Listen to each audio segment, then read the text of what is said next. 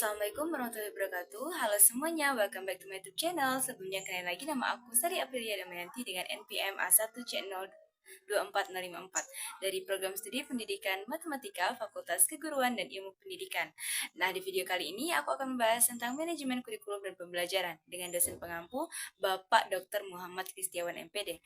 Langsung aja yuk kita bahas. Oke, yang pertama yang akan kita bahas yaitu definisi dari kurikulum dan manajemen kurikulum. Kurikulum adalah rencana dan pengaturan yang berisi tujuan, isi, dan bahan pelajaran serta cara yang digunakan sebagai pedoman dalam penyelenggaraan kegiatan belajar mengajar. Sedangkan manajemen kurikulum adalah sistem pengelolaan kurikulum yang dilakukan untuk mencapai tujuan pengajaran. Manajemen kurikulum meliputi kegiatan perencanaan, pengorganisasian, pelaksanaan, dan pengawasan atau evaluasi. Lalu selanjutnya adalah fungsi dari manajemen kurikulum.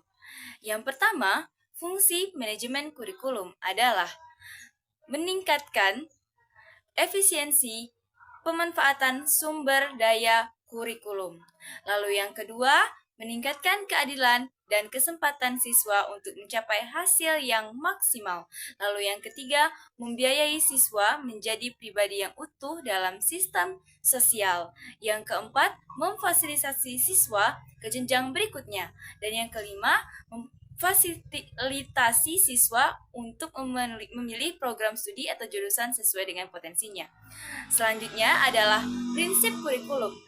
Prinsip kurikulum yang pertama adalah produktivitas, yang kedua demokratisasi, yang ketiga kooperatif, yang keempat efektivitas dan efisiensi, dan yang kelima mengarahkan visi, misi, dan tujuan.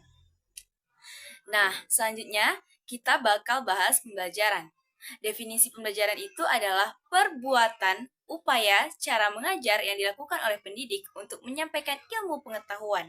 Selain itu, pembelajaran diartikan juga sebagai proses interaksi peserta didik dengan pendidikan dan sumber belajar pada lingkungan belajar. Terus apa aja sih peran pendidik dalam pembelajaran? Peran pendidik dalam pembelajaran yang pertama yaitu pengelola pembelajaran, yang kedua motivator, yang ketiga pembimbing, yang keempat inisiator, yang kelima fasilitator, yang keenam evaluator, dan yang ketujuh pelaksana dan penjamin ketercapaian isi standar. Dari tadi kita membahas manajemen kurikulum dan pembelajaran. Apa sih sebenarnya hubungan manajemen kurikulum dan pembelajaran? Hubungannya adalah kurikulum merupakan rencana pembelajaran yang mencakup tujuan, isi, metode, dan evaluasi yang akan dilakukan. Pembelajaran adalah proses interaksi antara pendidik dan peserta didik yang mengacu pada tujuan yang telah ditentukan dalam kurikulum.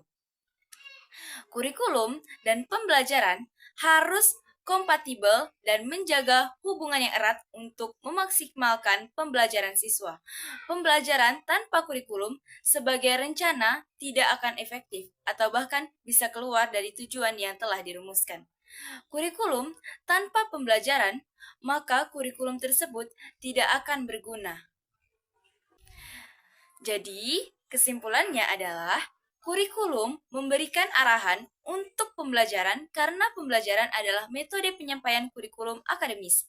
Pembelajaran mungkin ada tanpa kurikulum, tetapi tidak akan memberikan tujuan langsung. Kurikulum dan pembelajaran harus kompatibel dan menjaga hubungan yang erat untuk memaksimalkan pembelajaran siswa. Oke guys, sekian dulu video dari aku. Aku mohon maaf apabila ada banyak kesalahan. Wassalamualaikum warahmatullahi wabarakatuh. Bye-bye.